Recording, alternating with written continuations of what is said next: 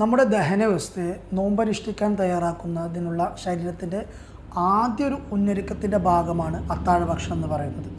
അതുകൊണ്ട് തന്നെ അത്താഴ ഭക്ഷണം നമ്മൾ കഴിക്കുമ്പോഴും പ്രത്യേകം ശ്രദ്ധിക്കേണ്ടതുണ്ട്. അത്താഴ ഭക്ഷണം കഴിക്കുന്നതിൽ നിന്ന് 4 കാര്യങ്ങൾ നമുക്ക് ലഭിക്കണം.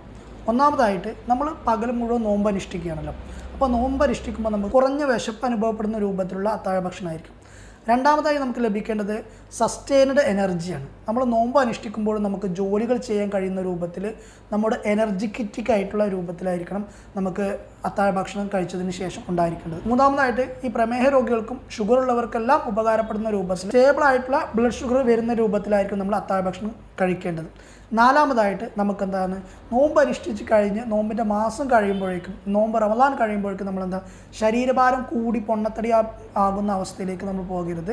ശരീരഭാരം നിയന്ത്രിക്കുന്ന അവസ്ഥയിലായിരിക്കണം നമ്മളെന്താണ് അത്താഴ ഭക്ഷണം കഴിക്കേണ്ടത്. ഇത്രയും 4 കാര്യങ്ങളാണ് അത്താഴ ഭക്ഷണത്തിൽ